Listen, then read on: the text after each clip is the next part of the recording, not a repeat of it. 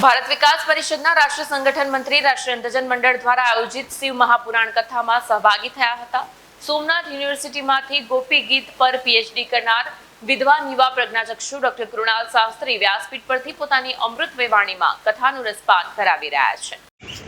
રાષ્ટ્રીય અંધજન મંડળ ભરૂચ નર્મદા જિલ્લા શાખા દ્વારા શિવ મહાપુરાણ કથાનો ભવ્ય પ્રારંભ કરવામાં આવ્યો છે। ત્યારે ભારત વિકાસ પરિષદના રાષ્ટ્રીય સંગઠન મંત્રી સુરેશજી જૈન સહિતના આગેવાનો અને સભ્યો વિશેષ ઉપસ્થિત રહ્યા હતા।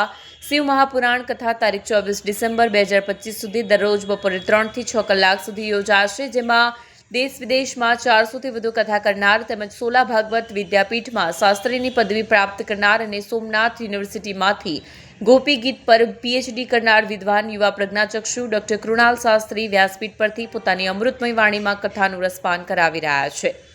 ત્યારે આ પ્રસંગે ભારત વિકાસ પરિષદના રાષ્ટ્રીય સંગઠન મંત્રી સુરેશજી જૈન વિશેષ ઉપસ્થિત રહ્યા હતા। આ પ્રસંગે અંકલેશ્વર શાખાના પ્રતિનિધિ તરીકે ભાસ્કર આચાર્ય અને ખીવારામ જોશી તેમજ ભારત વિકાસ પરિષદ દક્ષિણ પ્રાંતના આગેવાનો અને મોટી સંખ્યામાં સંગઠનના સભ્યો ઉપસ્થિત રહ્યા હતા।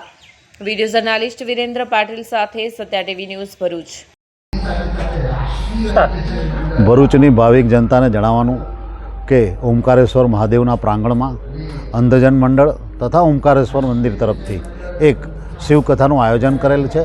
આ શિવકથા જાણીતા કથાવાચક ડૉક્ટર કૃણાલ શાસ્ત્રી તરફથી વાંચવામાં આવે છે અને ભાવિકોને તેમનો રસ લાવવા માટે મારી નમ્ર વિનંતી છે।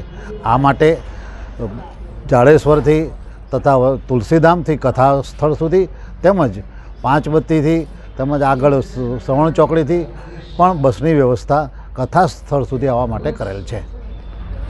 જાહેર જનતાને જણાવવાનું કે આ કથા વાંચનનો લાભ લેવા અમારા તરફથી નમ્ર વિનંતી છે। જય મહાદેવ, જય શ્રી રામ।